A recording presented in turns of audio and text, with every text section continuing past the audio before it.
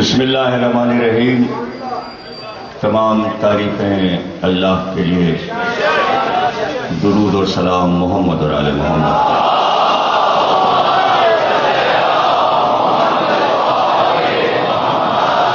1432 ہجری کے اشرِ محرم کی 5ویں تقریر آپ حضرات امام بارگاہ چاہدہ معصومین میں سماعت فرما رہے ہیں۔ موضوع ہے عشیرہ سے عاشورہ تک۔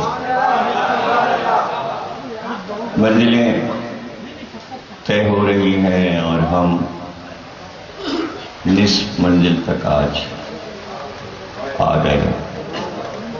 شور بہت زیادہ تھا،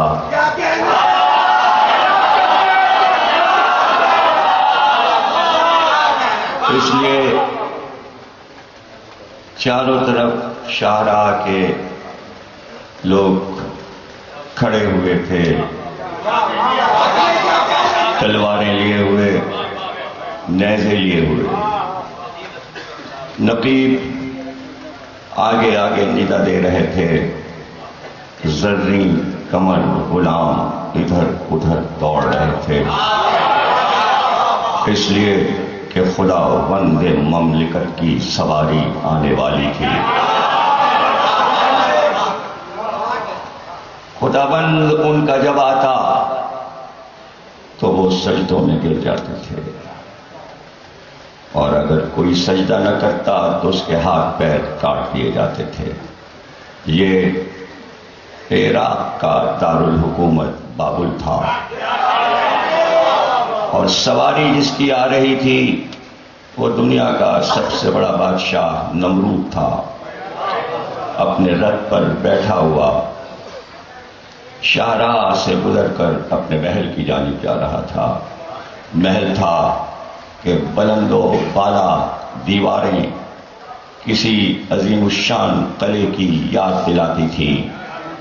ایسے میں شور ہوا، باجے بجنے لگے اور نمرود کی سواری قریب آ گئی۔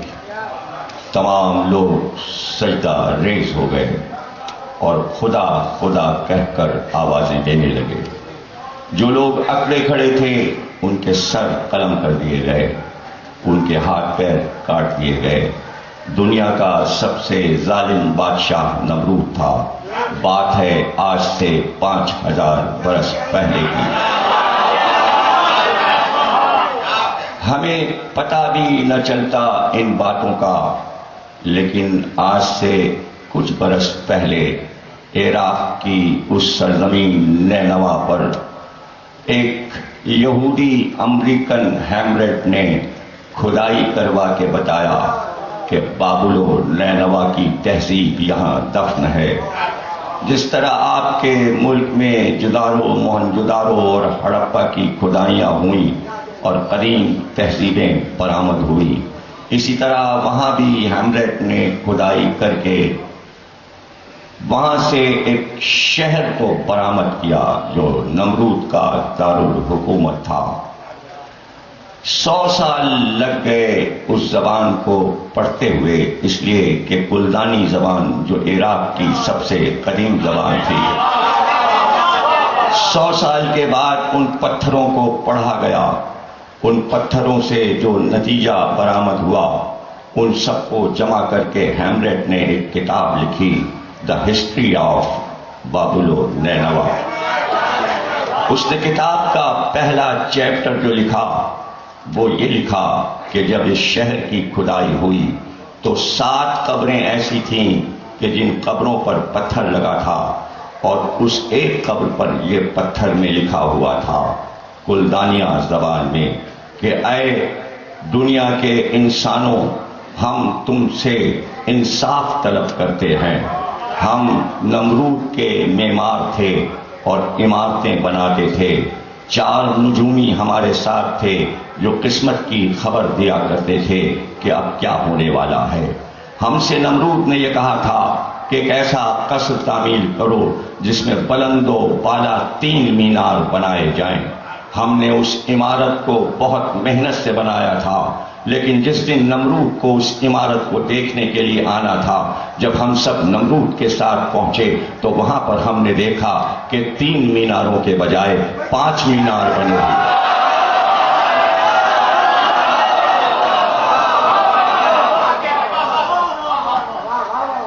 حکم دیا نمرود نے کہ جب 3 مینار کہے تھے تو 5 کیوں بنے؟ ہم سب رات بھر تہخانے میں بیٹھ کر سوچتے رہے کہ یہ کیا ہوا۔ عمارت دوبارہ گرا دی گئی اور پھر سے تعمیر ہوئی اور ہم نے 3 بڑے بڑے مینار تعمیر کیے، لیکن جب نمرود اسے دیکھنے آیا تو پھر وہی 5 مینار تھے۔ اور پھر نمرود نے حکم دیا کہ نجومیوں کو اور ان 3 انجینئروں کو ہاتھ پیر قطع کر کے زندہ گاڑ دیا جائے، اس لیے کہ انہوں نے حکم کی سرتابی کی ہے۔ لیکن ہمیں پتا چل چکا تھا کہ اس کا راز کیا تھا، اور راز ہم کو نجومیوں نے بتایا تھا، اور انہوں نے کہا تھا کہ آج سے 5000 برس کے بعد اسی سرزمین عراق و عرب میں 5 ہستیاں ایسی آئیں گی جن سے اللہ کا مذہب پوری کائنات میں پھیل جائے گا۔ یہ 5 مینار پنجتن کے نام کے ہیں۔ تو انہوں نے آخری سطر لکھی تھی جو آپ کے نام ہے، ڈاکٹر ہیمریٹ لکھتا ہے کہ انہوں نے یہ لکھا تھا، اے پنجتن کے چاہنے والوں، یہ بتانا کہ ہماری خطا کیا تھی۔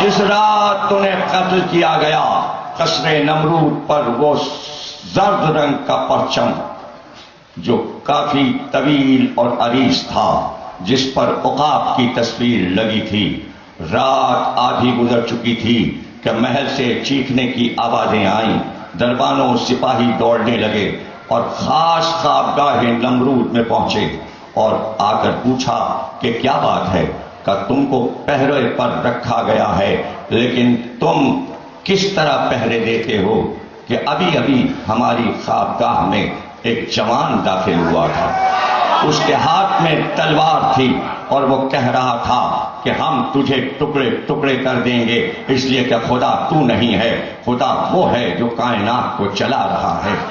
جب وہ آیا اور اس کی آنکھوں کو ہم نے دیکھا اور سامنے اس کا جلال دیکھا، تو اس کے پیچھے ہم نے دیکھا کہ 14 ہستیاں اس کی مدد کر رہی تھیں۔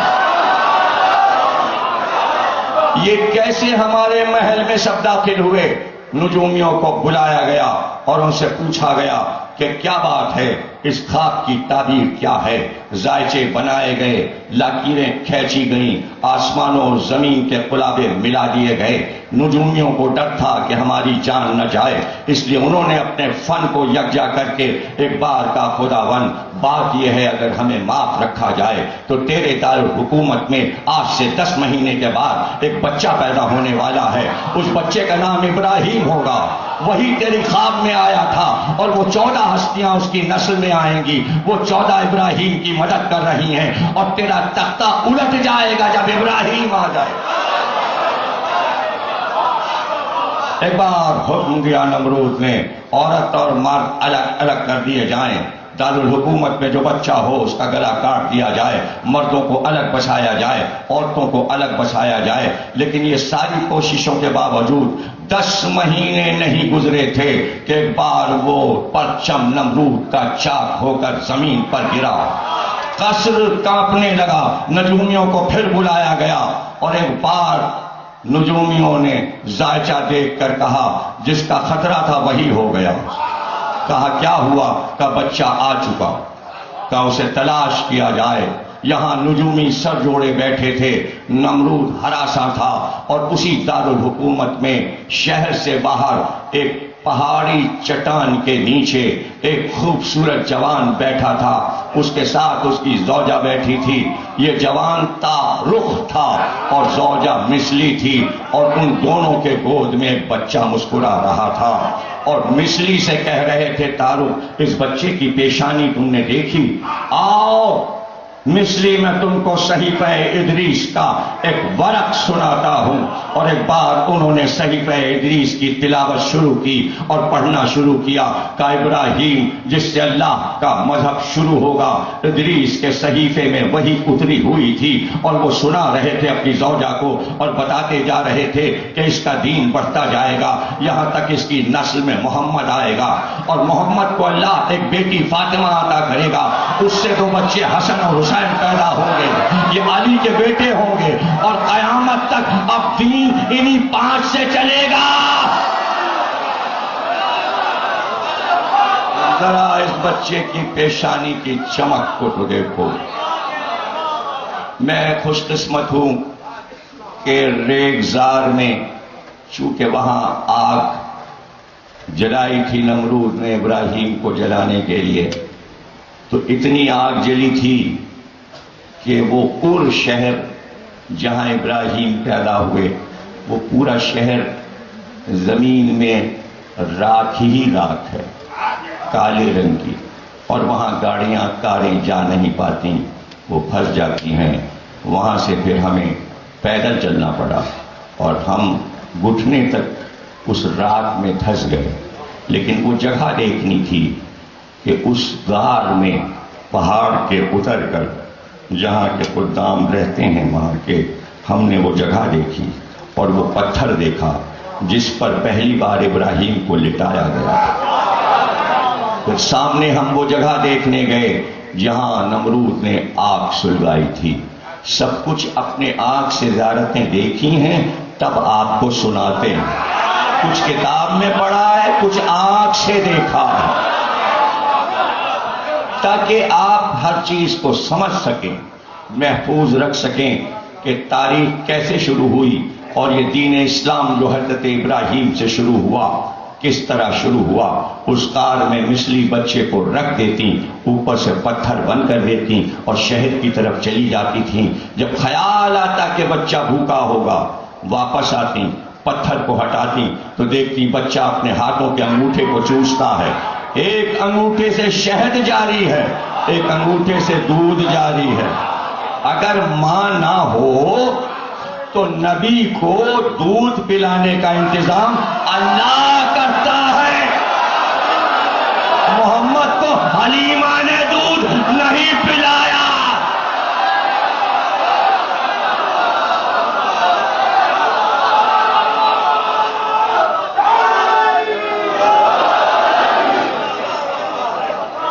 نبی کو سوا معصوم کے کوئی غذا نہیں دے سکتا. یہ باتیں بہت نازک ہیں، ان کا تعلق اگر کوئی یہ کہے کہ ان چیزوں کی کیا ضرورت ہے، ضرورت اس لیے ہے کہ یہ احتیاطیں نبی کی عظمت کو واضح کرتی ہیں. عقیدہ تو سبھی رکھتے ہیں، کپڑے تو سب پہنتے ہیں. کوئی اچھے پاک صاف کپڑے پہنتا ہے، ایک غریب آدمی بھی سفید کپڑے پہننے کی کوشش کرتا ہے، کچھ لوگ گندے کپڑے پہنتے ہیں. جسم تو سبھی نے ڈھکا ہوا ہے، عقیدہ تو سبھی کا ہے، دل تو سبھی کا ہے.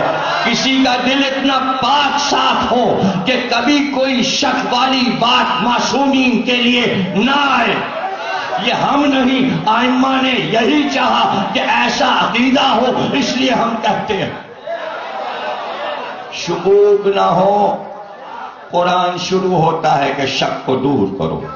شک نجاست ہے، جہاں نجاست ہے وہاں صاحبان تطہیر کی محبت نہیں آ سکتی. اس لیے عقیدہ بہت پاکیدہ رکھو، عقیدہ پاکیدہ ہو. ابراہیم کے باپ کافر نہیں تھے، نبی کا باپ کافر نہیں ہوتا. معصوم کا باپ اور ماں کافر نہیں ہوتے. یہ قدرت کا نظام ہے. تاریخ لکھنے والوں نے چند لوگوں کے لیے انبیاء کی تاریخ خراب کی، چونکہ خلفاء کے والدین کو مومن نہ بنایا جا سکا، اس لیے انبیاء کے ماں باپ کو کافر لکھا گیا.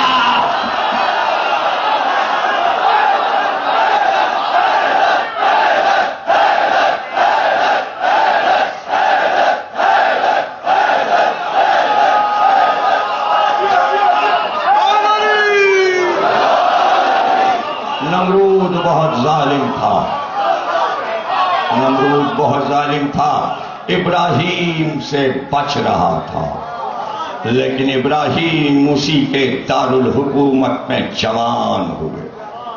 جوان ہوئے اور نمرود کی ہیکل میں داخل ہو کر 16 برس کی عمر میں سارے بتوں کو توڑ، ان کا سالانہ میلہ شہر خالی ہو جاتا۔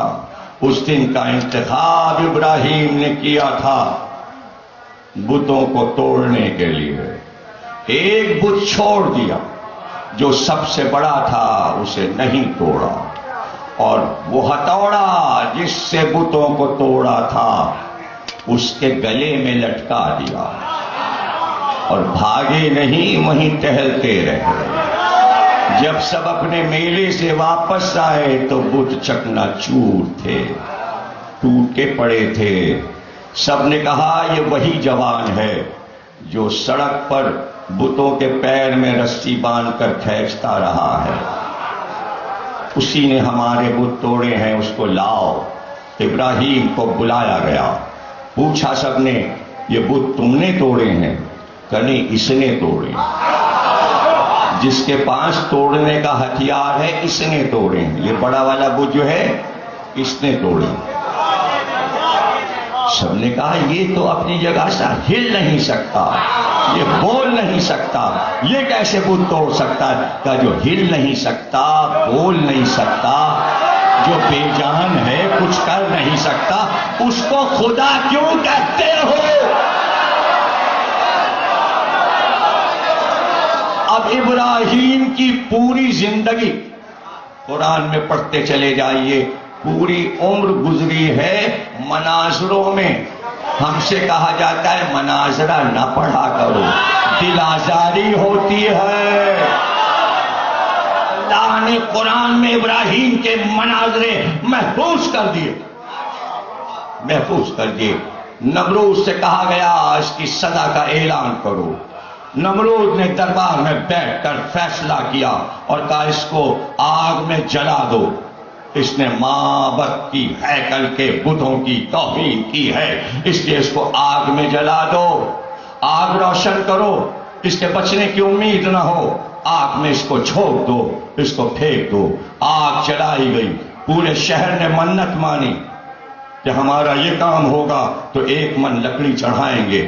آگ جلتی رہی، اتنی بلند ہوئی، شعلے اتنے اٹھے کہ اوپر سے پرندہ بھی گزرتا تو جل جاتا تھا، آگ میں گر جاتا تھا۔ جب آگ دہک اٹھی تو ایک بار حکم دیا نمرود نے اپنے قصر کے بام پر آ کر کہ ہم دیکھ رہے ہیں، ابراہیم کو آگ میں پھینک دیا جائے، ابراہیم کو آگ میں ڈال دیا جائے۔ لیکن پریشانی یہ تھی کہ آنچ اتنی تیز تھی، شعلے زبانیں اتنے تیز تھے کہ جو قریب جاتا جھلس جاتا۔ تو وہ آیا جو آ کے مشورے دیتا تھا، بھیس بدل کے آتا تھا، کہا منجنیق بنا لو، جیسے ہنڈولا ہوتا ہے جھولا جھلانے والا کا وہ بنا لو، اس میں بٹھا کے اسے تیز گھما کے آگ کی طرف پھینکو، تمہیں جانا نہیں پڑے گا۔ ابراہیم کو منجنیق میں بٹھا کر گھمایا گیا اور پھر طاقت کے ساتھ آگ کی طرف پھینکا گیا۔ ادھر ابراہیم فضا میں آئے، ادھر جبریل نے اللہ سے کہا میں جاؤں، تیرا خلیل ہے، تیرا دوست ہے، کہ اگر حسرت ہے دل میں تو جاؤ۔ جبریل نے کہا تھا، ان کا ارمان تھا، وہ اللہ کے دوست کو بچانا چاہتے تھے۔ اللہ نے کہا جاؤ۔ فضا میں تیز آئے جبریل پرواز کرتے ہوئے، اور فضا میں ابھی تھے ابراہیم، کیا کہ سلام کیا، کہ یا نبی اللہ مدد درکار ہے، کہاں درکار ہے مگر تم سے نہیں۔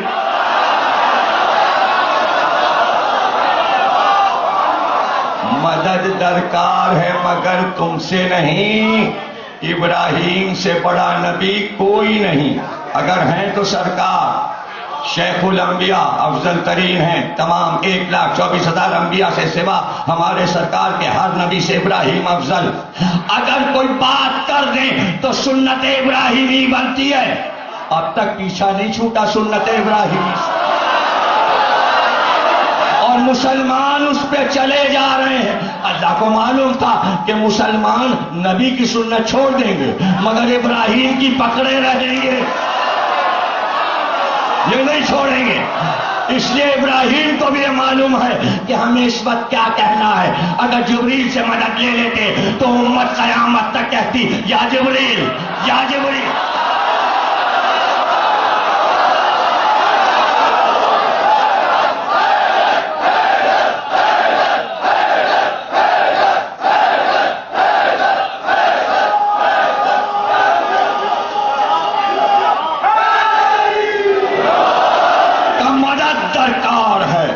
لیکن جس سے درکار ہے وہ جانتا ہے, وہ جانتا ہے. اب غور کیجئے گا, ابراہیم کے لیے ظلم کی دنیا نے تیاری کی.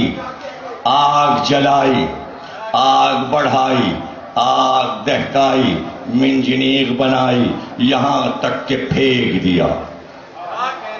ظلم اپنے سارے کام مکمل کر چکا. ظلم کی حد ختم ہوئی. اللہ چپ رہا, اللہ چپ رہا. چاہتا تو بادل لاتا, آگ بجھاتا, منجیق بنانے والے کے ہاتھوں کو شل کرتا, لیکن چپ رہا. بتانا یہ تھا جہاں ظلم کی حد ختم ہوتی ہے وہاں سے ہماری حد شروع ہوتی. یاد رکھیے گا ایک ایک لفظ بہت نازک منزلوں سے گزر رہا ہوں. اللہ نے کہا ظلم اپنی حسرتیں نکال لے, آگ دہکا لے, آگ جلا لے, منجنیق بنا لے, ابراہیم کو پھینک دے. اب یہ نہ سوچنا کہ حسین کربلا میں تھے, سب کچھ ہو رہا تھا, اللہ مدد نہیں کر رہا تھا, اللہ چپ تھا. جب ظلم کی حدیں ختم ہوئی, سر کاٹ چکے, نیزے پہ رکھ چکے, اللہ نے کہا اب ہماری حد شروع. حسین بولو.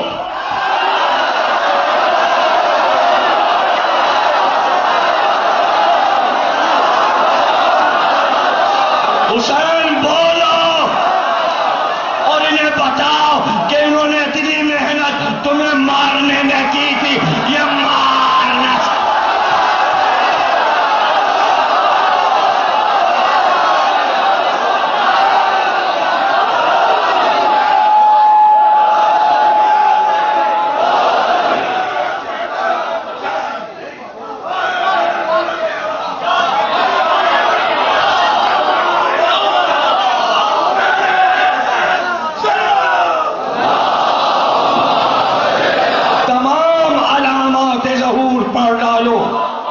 اور جب تم یہاں پر پہنچو گے کہ آخری علامت کیا ہے کہ جب وہ ظاہر ہو جائے تو مہدی آ جائیں گے.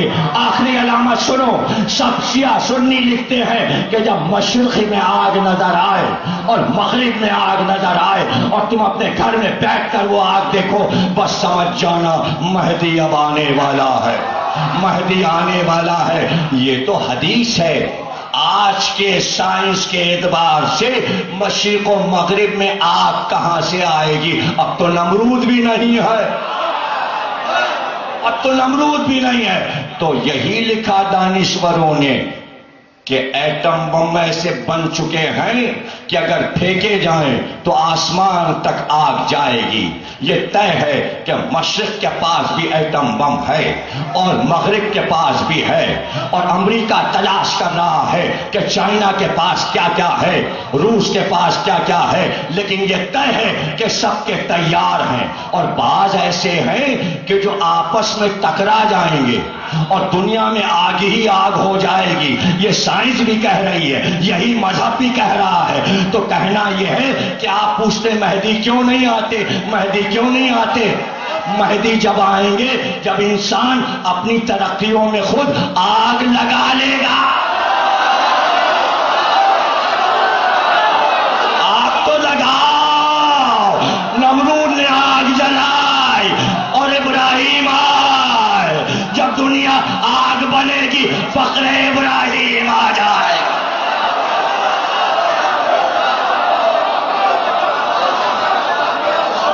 فخر ابراہیم آ جائے گا. آخری پیشین گوئی. مشرق و مغرب میں آگ نظر آئے، ان کا ایٹم بم ان پہ گر جائے گا، ان کا ان پہ اب بچا ہی کیا ہے؟ سب کچھ تو ہو چکا، صرف ایٹم بم ہی تو استعمال کرنا ہے. حسرتیں رہ گئیں. 2 گرائے تھے جاپان میں، سارے تو بچے رکھے ہیں. چونکہ خود گرانا ہے اس لیے سب کے چھین لو. پاکستان کا بھی لے لو، ایران میں بھی نہ رہے، بس ہم رہیں تاکہ ہم ہی پھینکیں. لیکن چائنا اور روس سے کیسے چھینے؟ یہاں تو ٹکر کا معاملہ ہے. تو وہ تو حدیث میں آ گیا، لڑ مریں گے، ایک دوسرے کو جلا دیں گے. ارے جلا لو نا، جلا لو نا، آگ تمہاری. ارے ہم تک آگ کہاں آتی ہے؟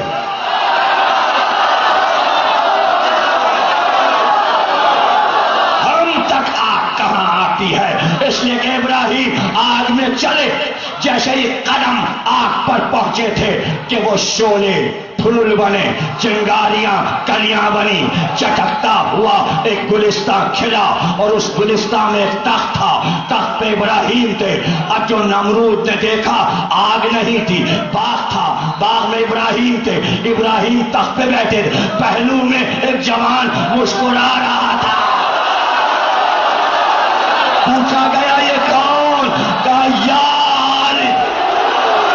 ابراہیم نے پکارا تھا یار.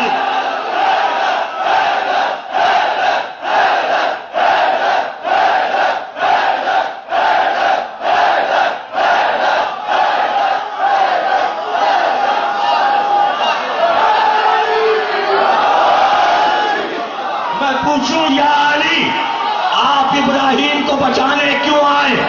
اللہ بچا لیتا. آپ کیوں آئے؟ تو علی جواب دیں گے تمہیں نہیں معلوم. جب وہ آگ سے بچ گئے تو آیت کیا آئی؟ اللہ نے کہا وَإِنَّ مِن شِيَعَتِهِ لَإِبْرَاهِيمَ. ابراہیم شیعہ تھا.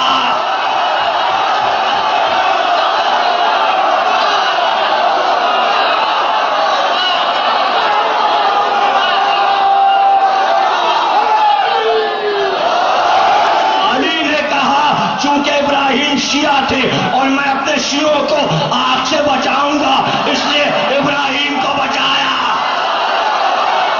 سن لو، شیعہ کافر نہیں ہوتا. قرآن میں لکھا ہے کہ شیعہ ابراہیم جیسا ہوتا.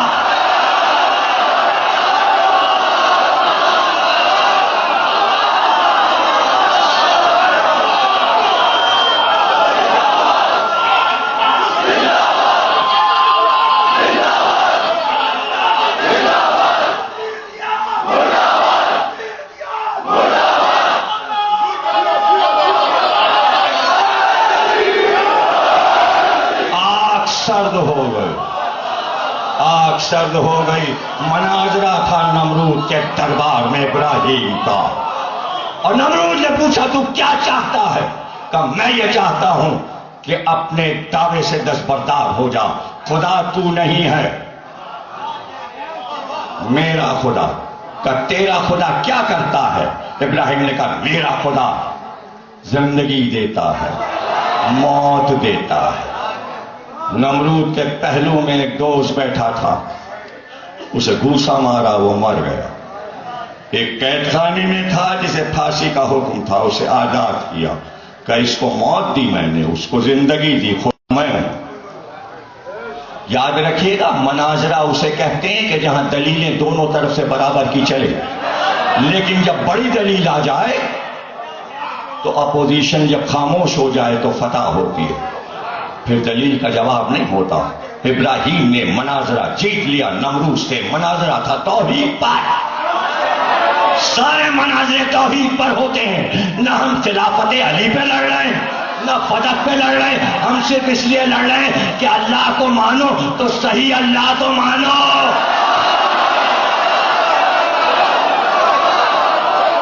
جیسا ہے ویسا مانو. نمونے تو اللہ کے آ چکے. فرعون نے کہا میں اللہ، نمرود نے کہا میں اللہ، شداد نے کہا میں اللہ. تو اللہ تو کئی طریقے کے ہو گئے. اگر آپ نمرود جیسا اللہ مان رہے ہو، اگر آپ فرعون جیسا اللہ مان لو تو ویسا اللہ مانو جیسے محمد اور علی کا اللہ ہے. تو اسی کا تو مناظرہ ہے. یہ سب توحید پر ہیں تقریباً، توحید پر. اب اوروں کے نام کیوں آتے ہیں؟ اس لیے کہ جنہوں نے توحید کو زندہ کیا ان کا ذکر تو بار بار آئے گا، چاہے وہ ابراہیم ہو یا محمد ہو یا علی ہو یا حسن ہو یا حسین یا فاطمہ، جنہوں نے توحید کو زندہ کر دیا اور اس کے کائنات کی لاج رکھ لی. جس نے توحید کو نورانی بنا کر پیش کیا کہ نور ہی نور ہے اور سمجھو کہ معبود کیا ہے. ایک بار دلیل قائم کی. ابراہیم نے کہا اچھا موت بھی تو دیتا ہے اور زندگی بھی تو دیتا ہے، لیکن ہمارا رب اللہ نہیں، خالق نہیں، مالک نہیں، رب. اس لیے کہ رب کا لفظ، گھبرا نہ جائیے گا، نصیری کی باتیں نہ کیا کیجیے. ہم سب محمد کے نصیری ہیں. قرآن میں اللہ نے رب کا لفظ بندوں کے لیے بھی رکھا. اگر خواب کی تعبیر کوئی بتا رہا ہے اسے بھی رب کہا. قرآن نے ماں باپ کو بھی رب کہا. تو کوئی بھی اللہ کا بندہ رب ہو سکتا ہے. رب وہ بھی ہو سکتا ہے، رب یہ بھی. اب آپ کہیں گے فوراً جلدی سے دلیل دے دو. میں دلیل دے دیتا ہوں. اللہ کا نام ہے عالم. اللہ بھی عالم ہو سکتا ہے، علی بھی عالم ہو سکتا ہے. نام تو اللہ ہی کا ہے. تو رب اللہ بھی ہو سکتا ہے اور دوسرا بھی رب ہو سکتا ہے، دوسرا بھی رب ہو سکتا ہے. قرآن میں اللہ نے کہا شراب طہورا رب تمہارا اپنے ہاتھ سے پلائے گا. حدیث پیغمبر ہے علی پلائیں گے. کون پلائے؟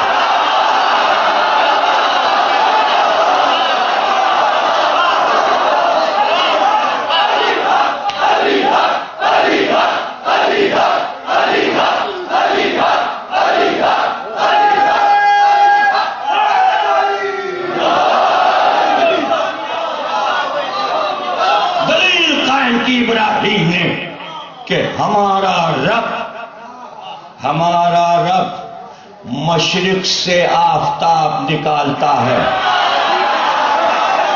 مشرق سے آفتاب نکالتا ہے. اگر تو رب ہے تو مغرب سے نکال کے دکھا.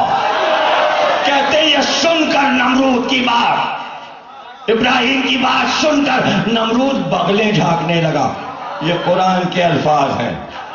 مناظرے کی فتح یہ ہے کہ دشمن بغلیں جھانکنے لگے، گھبرا جائے اور جواب نہ ہو.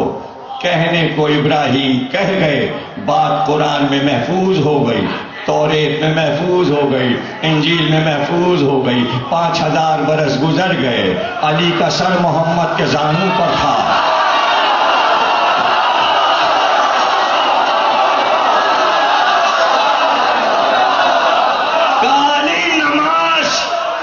آپ پر وہی آ رہی تھی، کیا آپ کے سر کو زمین پہ رکھ دیتا؟ کہاں سمجھے آپ؟ آفتاب اگر ڈوب رہا ہے تو ڈوبے، محمد کا سر آفتاب سے بلند ہے. میں کیسے آپ کے سر کو زانوں سے ہٹاتا؟ تو محمد کو کہنا چاہیے تھا علی میں ابھی آفتاب کو بلاتا ہوں، بلکہ یہ کہا علی اٹھو اور آفتاب سے کہو واپس.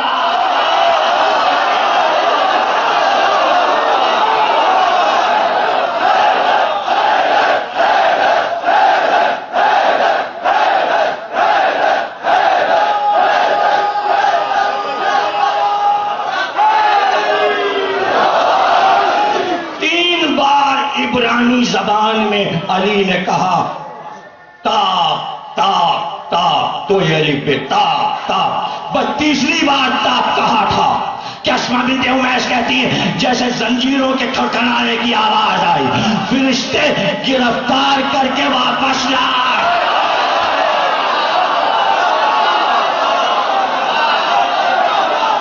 آفتاب بلند ہوا، آفتاب بلند ہوا. علی نماز پڑھنے لگے. دنیا نماز کے وقت کا انتظار کرتی ہے، نماز علی کا انتظار. آ کے کہتی ہے کب ہمیں ادا کرو گے؟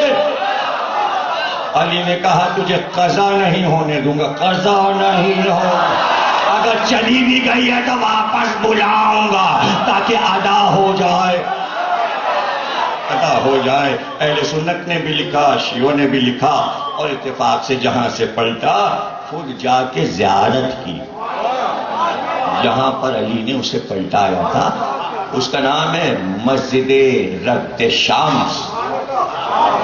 اس جگہ پر نماز بھی 2 رکعت جا کے میں نے پڑھی جہاں سے علی نے اشارہ کیا تھا آ جا، پلٹا۔ سائنس کی ترقی ہوئی، انہوں نے کہا یہ واقعی سمجھ میں نہیں آتا، اس لیے کہ آفتاب نہیں چلتا، زمین چلتی ہے۔ بڑا تیر مارا، بڑا تیر مارا۔ ٹرین پہ بیٹھے چلے لاہور، اسٹیشن آنے لگے، بار بار پوچھنے لگے لاہور آیا، لاہور آیا؟ کوئی نہیں کہتا لاہور کب آ رہا ہے، آپ لاہور جا رہے ہو۔ کراچی آیا، کراچی آیا، اے کراچی کہاں آ رہا ہے، وہ تو اپنی جگہ پر ہے، تم جا رہے ہو کراچی۔ تو اس زمانے میں سائنس نہیں تھی، علی زمین کو آفتاب کی طرف کر رہے، لوگ سمجھے آفتاب پر۔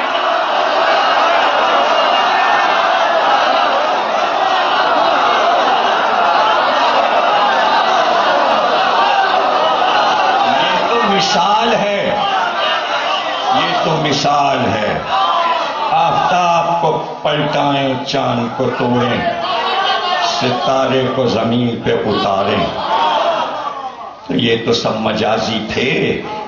حقیقی ستارہ، حقیقی آفتاب، حقیقی چاند ان کے گھر میں اترتے تھے۔ مسجد میں ہی تو بیٹھے تھے کہ کنیز نے آ کر کہا حسین ابن علی مبارک ہو، ام لیلہ کو اللہ نے ایک چاند سا بیٹا عطا کیا۔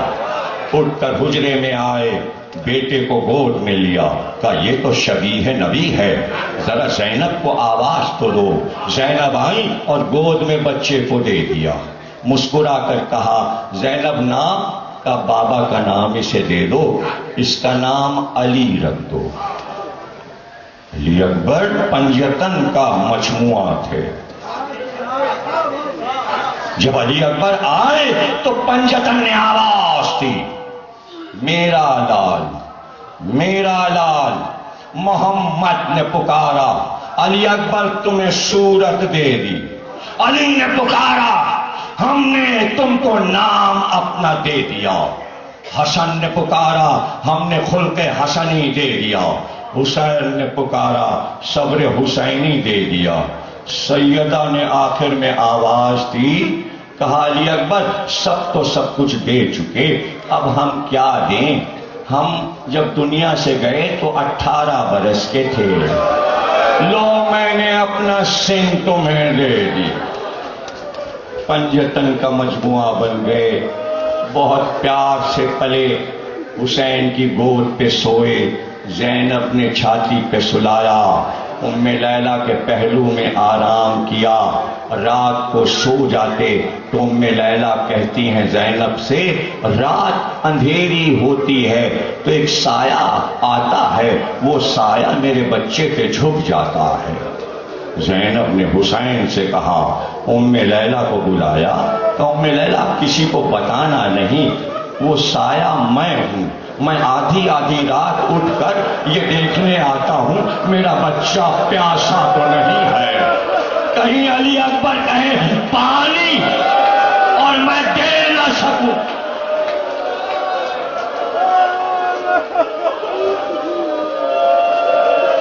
خدا تمہیں نظر بد سے بچائے، اور جو مناظر میں اپنی آنکھ سے دیکھ رہا ہوں، اللہ اس منظر کو ہمیشہ برقرار رکھے کہ جتنے بھی نوجوان ہیں سب کی کوشش ہے کہ مجلس میں حاضر ہوں، اور پھر تمام جوانوں نے پورے محلے کی مجالس کا انتظام سنبھالا ہوا ہے، ایک ایک سڑک پر کھڑے ہو کر عزاداروں کا استقبال، یہ سب میں پہلی بار دیکھ رہا ہوں۔ جوانوں میں یہ جذبہ، زوردار ماتم، نہ تھکنا، مجلس سن کر محبت کے نعرے لگانا، انتظام کرنا، اپنے عزاخانوں کا خیال رکھنا، اپنے ماں باپ کا ادب کرنا، یہ سب کچھ جذبہ کہاں سے آیا؟ یہ علی اکبر کا تحفہ ہے، جوانوں کو علی اکبر کا تحفہ ہے، جو ہم شکل نبی تھے، جو ہم شکل نبی تھے، جن کی صورت محمد جیسی صورت تھی۔ بنی ہاشم میں دستور تھا کہ بچے کو گھر سے نہیں نکالتے تھے جب تک وہ جوان نہ ہو جاتا، چہرے پہ نقاب ڈال دیتے تھے، اور ایک دن آتا تھا کہ نقاب چہرے سے ہٹتی تھی اور لوگ زیارت کو آتے تھے۔ علی اکبر کی زندگی کا بھی ایک دن معین تھا، لوگ انتظار میں تھے کہ حسین کے بیٹے شبیہ نبی کی زیارت ہوگی۔ اتفاق سے ایک یہودی مسجد نبوی میں شور کرتا آ گیا کہ ہم نے رات کو محمد کو خواب میں دیکھا ہے، مسلمانوں کے نبی کو خواب میں دیکھا ہے، ہم چاہتے ہیں کہ بیعت کر کے کلمہ پڑھ کر مسلمان ہوں، لیکن کون ہے جانشین نبی؟ جب یہ شور ہوا تو مجمع بڑھنے لگا، حسین کو اطلاع دی گئی، آپ آئے، اس کا خواب پوچھا اور بے اختیار غلام سے کہا گھر جا، زینب سے کہنا میرے لال کو تیار کر کے بھیج دیں، علی اکبر کو گود میں لے کر آ جا، ابھی تیرے خواب کی صداقت معلوم ہو جائے گی۔ غلام علی اکبر کو گود میں لے کر آیا، اپنے ہاتھ سے علی اکبر کے چہرے سے عمامے کا سرا ہٹا دیا، نقاب ہٹا دی۔ جیسے ہی اس نے دیکھا ایک چیخ ماری کہ یہی چہرہ تو رات خواب میں دیکھا ہے، اور چہرہ دیکھ کر بے ہوش ہو گیا، کافی دیر تک بے ہوش پڑا رہا، کہ ایسا حسن نہیں دیکھا، ایسا حسن نہیں دیکھا کہ اس کے ہوش اڑ گئے۔ اس لیے حسین علی اکبر کو باہر نہیں لاتے تھے۔ ایک دن پڑوس کا ایک شخص جو امام حسین کا صحابی تھا اپنے چھوٹے سے بچے کو لے کر گود میں آیا، بچہ اس کا تڑپ رہا تھا، 8-9 برس کا، رو رہا تھا، بلبلا رہا تھا۔ حسین نے پوچھا کیا ہوا؟ کا یہ جھاڑیوں میں کھیل رہا تھا، ایک کانٹا اس کی آنکھ میں چبھ گیا ہے، یہ تڑپا جاتا ہے۔ حسین نے کہا گھبرانا، بچے کو اس کی گود سے حسین نے لیا، اپنی گود میں بٹھایا، لعاب دہن لیا، لے کر اس کی آنکھ میں لگایا، کانٹے کو کھینچ لیا، بچہ ٹھیک ہو گیا، باپ خوش ہو گیا، خوش خوش گود میں لے کر بچے کو چلا۔ جب جانے لگا حسین نے آواز دی بھائی ایک بات تو سن لے۔ وہ واپس آیا، کہا یہ بتا یہ تیرا بچہ جوان ہو جائے، 18 برس کا ہو جائے، اور اگر کوئی اس کے سینے پر نیزہ مارے،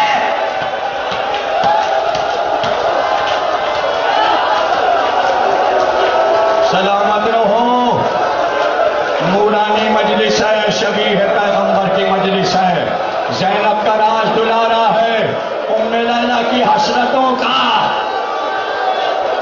سکینہ بی بی کا بھائی ہے۔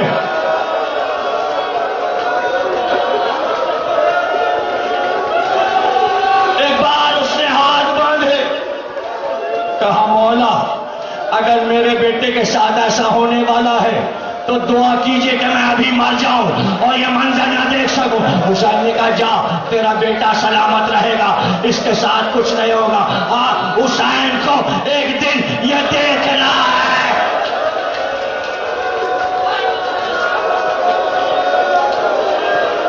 حسین کو ایک دن یہ دیکھنا ہے۔ کوئی نہ رہا، لشکر ختم ہوا، سالار بھی فرات کے کنارے سو گیا۔ اب حسین تھے یا علی اکبر تھے، اور بیٹا بار بار قدموں پہ گرتا تھا۔ بابا اگر آج ہم نے تلوار کے جوہر نہ دکھائے تو تاریخ میں پوشیدہ رہ جائے گا کہ علی کا پوتا کیسے لڑتا ہے۔ بابا مجھے جانے دیجئے تاکہ میں اپنی جان آپ پر فدا کروں۔ کہا علی اکبر تمہیں بھیجنا مشکل نہیں ہے، لیکن یہ مسئلہ کیسے حل ہوگا کہ تنہا میں تو مالک نہیں، جس نے دودھ پلایا ہے، جس پھوپھی نے نازوں سے پروان چڑھایا ہے، یہ بتاؤ زینب کیسے رخصت کریں گی؟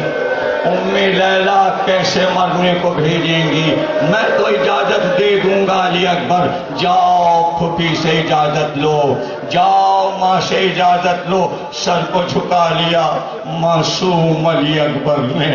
علی اکبر بہت سیدھے تھے اور باپ کا بڑا ادب کرتے تھے۔ سر کو جھکا کے کہا بابا پھوپھی اماں جانے نہیں دیں گی، اگر میں زندہ رہ گیا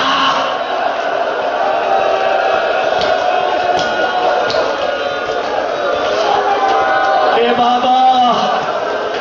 بابا آپ چلیے، آپ میرے ساتھ چلیے، میری مشکل کو حل کیجئے، پھوپھی اماں سے اجازت دلا دیجئے۔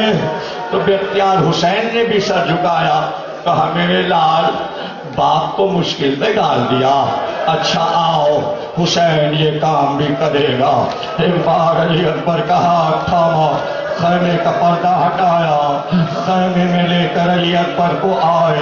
زینب نے دیکھا باپ اور بیٹے ساتھ آ رہے ہیں، زینب اٹھ کے کھڑی ہو گئی، حسین سے کچھ نہیں کہا، علی اکبر کو دیکھا، کہا علی اکبر میں ارادہ سمجھ گئی، باپ کو سفارش میں لائے ہو، اپنے بابا کو سفارش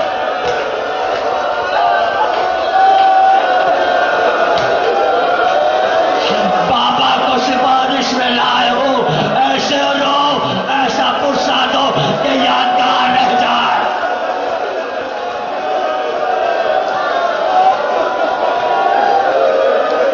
میں سمجھ گئی علی اکبر، میں تمہارا ارادہ سمجھ گئی۔ علی اکبر چپ، حسین آگے بڑھے، کہا زینب یہ بتاؤ کہ جب سے اماں مر گئی میں نے تمہیں ثانی زہرا سمجھا؟ ہاں بھیا، کہ کبھی ایسا ہوا تم نے کوئی فرمائش کی ہو اور حسین نے اسے ٹال دیا ہو؟ نہیں بھیا، کبھی ایسا نہیں ہوا، جو زینب نے چاہا آپ نے وہی کیا۔ میں نے کہا میں ساتھ چلوں گی کربلا، آپ مجھے لے آئے، آپ مجھے چھوڑ کر نہیں آئے، ہر بات آپ نے میری مکمل سمجھی اور پوری کی ہے۔ کہ زینب اب یہ بتا دو، تم نے جو چاہا میں نے کیا، یہ بتا دو کبھی میں نے تم سے کچھ مانگا؟ کہا یہ تو حسرت رہ گئی کہ بھائی کچھ مجھ سے مانگتا، کہ تو آج مانگوں، آج مانگوں۔ زینب علی اکبر کو مرنے جانے دو۔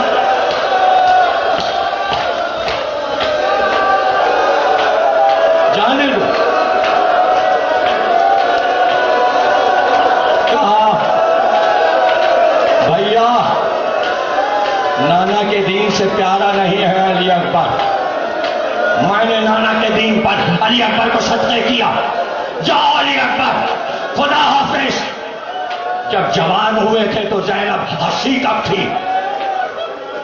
روئے خزاں میں وہ جو ہنسا ہو بہار میں نے دولہا کب بنایا، میں نے خوشیاں کب منائی؟ اچھا اب جاؤ، اب دین کا معاملہ ہے۔ زینب رخصت کرتی ہے، علی اکبر موڑے خیمے کے در کی طرف، حسین نے ہاتھ پکڑا، کہ پھوپھی نے اجازت دی ہے، وہ جو زمین پہ ماں بیٹھی ہے بالوں کو کھولے ہوئے، سر کو جھکائے، جاؤ ام لیلا کے پاس، ماں کا حق ادا کرو، میری طرف دیکھنا اور روتے رہنا۔ ایک بار علی اکبر کے آنسو بہنے لگے دھارم دھار، اور رو کر کہا بابا میں اماں کے پاس کیسے جاؤں، آپ چلیں ساتھ چلیں۔ کہا علی اکبر اب سنو، زینب اس گود میں پلی ہے جس گود میں میں پلا ہوں، میں زینب کا مزاج جانتا ہوں، مجھے معلوم تھا کہ زینب میری بات ٹالیں گی نہیں، لیکن اب میرا امتحان ہو چکا۔ علی اکبر اب تمہارا امتحان ہے، دیکھوں تو ماں سے اجازت کیسے لیتے ہو، مجھ سے کہہ رہے ہو، جملہ سنو گے کیا حسین نے کہا؟ کہا علی اکبر دنیا میں کسی نے کسی کی ماں سے کہا ہے کہ بیٹے کو مرنے جانے دو؟ کبھی کہا ہے کسی باپ نے؟ ارے ابراہیم اسماعیل کو لے گئے تھے تو ماں سے چھپا کے لے گئے تھے، ماں سے چھپا کے لے گئے، میں ماں سے کہوں کہ بیٹا مرنے جا رہا ہے، بس یہ سننا تھا کہ آہستہ آہستہ بس تقریر خاتمے پر پہنچی، آہستہ آہستہ قدم اٹھاتے ہوئے ماں کے قریب گئے۔ حسین کے بیٹے تھے، صاحب نہج البلاغہ کے پوتے تھے۔ اتنی دیر میں سوچ لیا کہ اجازت کیسے لینی، جاتے ہی علی اکبر نے دونوں گھٹنے زمین پہ ٹیک دیے ماں کے سامنے، اور بے اختیار اپنا سر ماں کے پاؤں پہ رکھ دیا اور آنسو بہنے لگے۔ علی اکبر کے زلفوں کی خوشبو جو پھیلی تو ماں نے جھک کے دیکھا بیٹا قدموں میں پڑا ہے۔ علی اکبر کا سر اٹھا کے ام لیلا نے سینے سے لگایا، جملے سن لو اور گھر تک روتے ہوئے جانا۔ ام لیلا نے کہا علی اکبر صبح صرف اذان سنی تھی، صبح سے اب تک چہرہ نہیں دیکھا تھا، علی اکبر تم آ گئے، زیارت ہو گئی، یہ تو بتاؤ کیسے آئے، کیا کام کیا ہے ماں سے؟ مشکل منزل ہے، بیٹا ماں سے اجازت لے رہا ہے، مشکل منزل ہے کہ اماں ایک کام ہے اور ضروری کام سے آیا ہو۔ کہ بیٹا بتاؤ ماں تمہارے لیے کیا کر سکتی ہے؟ میری جان فدا، میں تم پر قربان، میں مر جاؤں تم سلامت رہو، بتاؤ ماں سے کیا کام ہے؟ اماں بس ایک چھوٹا سا کام ہے۔ کہ بتاؤ علی اکبر، اے میرے شیریں سخن بتاؤ۔ کہ اماں بس اتنی سی بات ہے کہ قیامت کے دن جب رسول اللہ کی سواری آئے گی تو ایسے میں منادی ندا دے گا، آنکھوں کو بند کرو، سیدہ آ رہی ہیں۔ جب سیدہ باپ کے پاس آ جائیں گی تو ان کے ساتھ بہت سی بیویاں آئیں گی، اور سیدہ آ کر میری دادی میرے جد رسول خدا سے کہیں گی بابا آپ کے بیٹے حسین پر سے یہ میری بیٹی زینب نے 2 لال صدقے کیے، یہ زوجہ مسلم ہے، اس نے 4 بیٹے حسین پر سے صدقے کیے، یہ ام فروا ہے، اس نے اپنا قاسم آپ کے بیٹے حسین پر صدقے کیا، یہ رباب ہے، اس نے اپنا علی اصغر حسین پہ صدقے کیا۔ اماں محشر کے دن تم میری دادی کو کیا بتاؤ گی؟ ایک بار ام لیلا اٹھ کے کھڑی ہو گئی، کہا بیٹا کیا محشر کے دن ام لیلا فاطمہ سے شرمندہ ہوگی؟ میں کہوں گی پکار کر زہرا بیوی 18 سال کا دو جملے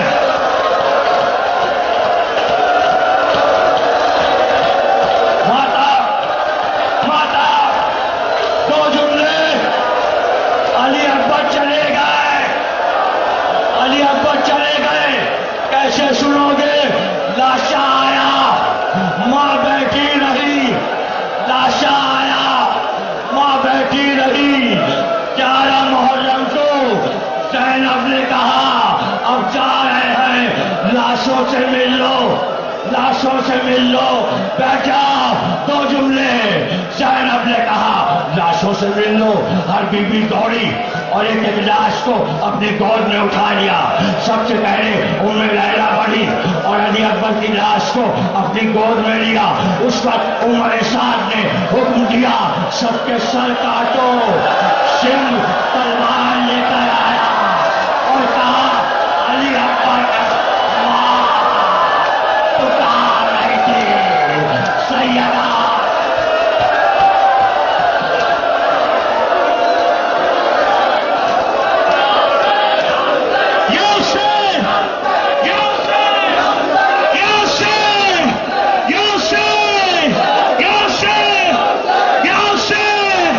Yosef!